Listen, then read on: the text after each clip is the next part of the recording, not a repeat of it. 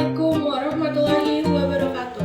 Perkenalkan, nama saya Putri Sheila Mukarrabin dari Fakultas Ilmu Sosial dengan jurusan Ilmu Hukum Kemasyarakatan, membuat tugas video untuk mata kuliah kemaritiman dengan dosen pengampu Dr. Wamiul Hukum, SPD, MSc. Selamat menonton ya teman-teman. Teman-teman, laut bukan hanya sekedar hamparan air luas, tapi juga sumber kehidupan dan kekayaan bagi negara kita. Sebagai negara kepulauan, lebih dari 2/3 wilayah di Indonesia adalah lautan yang menyimpan sumber daya alam yang melimpah, mulai dari ikan, minyak, gas, hingga jalur perdagangan dunia.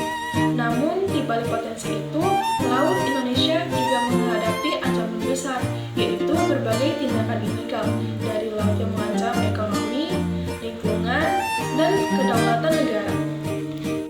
Yang pertama adalah tindakan ilegal laut. Tindakan ilegal di laut adalah segala bentuk aktivitas yang dilakukan tanpa izin atau melanggar hukum di wilayah perairan Indonesia. Beberapa di antaranya adalah, yang pertama adalah illegal fishing. Apa sih itu illegal fishing? Illegal fishing adalah penangkapan ikan tanpa izin yang menggunakan alat tangkap yang merusak ekosistem di dalam laut atau perairan kita. Yang kedua adalah illegal logging melalui jalur laut. Itu adalah penyeludupan kayu hasil hutan ke luar negeri. Yang ketiga adalah penyeludupan barang dan manusia.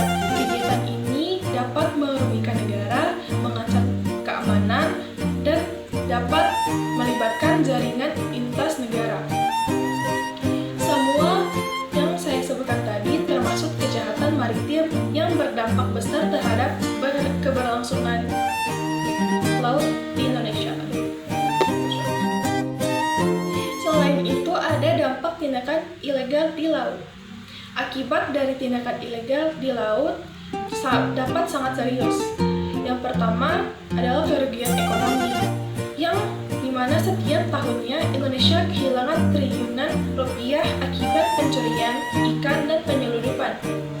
Yang kedua adalah kerusakan lingkungan laut, karena dikarenakan banyaknya pelaku menggunakan bom ikan, racun, dan alat tangkap yang merusak terumbu karang. Yang ketiga adalah ancaman terhadap kedaulatan negara, dikarenakan adanya kapal asing masuk tanpa izin yang bukan hanya masalah ekonomi, tapi juga pelanggaran wilayah negara. Jadi, pemberantasan tindakan ilegal di laut adalah tanggung jawab bersama, bukan hanya tugas pemerintah atau aparat keamanan, tapi juga seluruh masyarakat di Indonesia. Adapun upaya pemerintah dalam pemberantasan tindakan ilegal.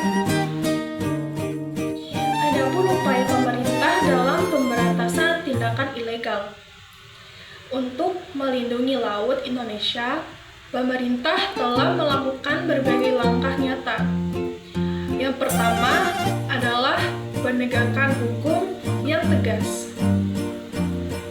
Pemerintah melalui Kementerian Kelautan dan Perikanan atau disingkat KKP bekerja sama dengan TNI Angkatan Laut melakukan patroli laut rutin untuk mengawasi wilayah perairan.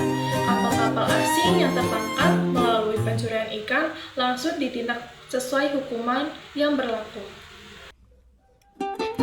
Adapun yang kedua adalah membentuk Satgas 115. Pemerintah membentuk Satuan Tugas Pemberantas Penangkapan Ikan secara ilegal atau Satgas 115. Satuan ini bertugas mengkoordinasikan operasi lintas lembaga termasuk KKP, TNI Angkatan Laut, dan Polri. Yang ketiga adalah penggunaan teknologi digital dan satelit. Pengawasan laut kini menggunakan sistem Visual Monitoring System atau disingkat VMS dan satelit pengintai untuk mendeteksi kapal yang mencurigakan. Dengan adanya teknologi ini, pengawasan lebih cepat dan efisien. Yang keempat, kerjasama internasional Indonesia yang juga aktif bekerja sama dengan negara tetangga nasional untuk menekan kejahatan lintas batas laut seperti kerjasama antara ASEAN dan FAO. Yang kelima adalah peningkatan kesadaran masyarakat yang membuat pemerintah terus gencar melakukan sosialisasi kepada masyarakat pesisir agar tidak bekerjasama dengan pelaut kejahatan laut serta meningkatkan peran mereka dalam pengawasan lokal. Adapun peran masyarakat dalam menjaga laut. Laut Indonesia tidak bisa dijaga hanya oleh pemerintah, melainkan harus ada peran masyarakat, terutama masyarakat pesisir dan nelayan juga yang memiliki peran penting. Mereka dapat membantu dengan yang pertama, melapor jika melihat aktivitas mencurigakan di laut. Dan yang kedua adalah menolak bekerjasama dengan kapal asing. Dan yang terakhir dan penting adalah menjaga ekosistem laut agar tetap lestari.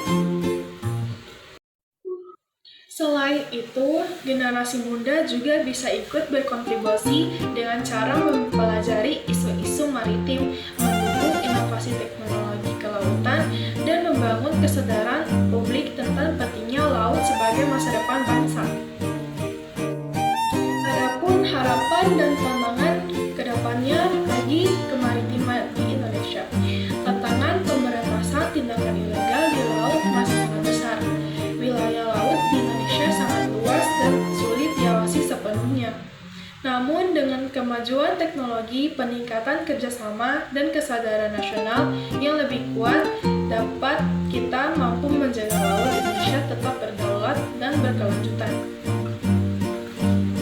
Pemerintah perlu terus memperkuat armada pengawasan, sementara masyarakat juga harus lebih peduli terhadap keamanan laut. Teman-teman, laut bukan hanya sumber ekonomi, tapi juga identitas bangsa Indonesia sebagai negara maritim. Pemberantasan tindakan ilegal di laut adalah bentuk nyata dan cinta tanah air dan tanggung jawab kita sebagai warga negara. Mari kita jaga laut Indonesia dari tangan-tangan yang tidak bertanggung jawab. Sekian dari saya. Wassalamualaikum warahmatullahi wabarakatuh.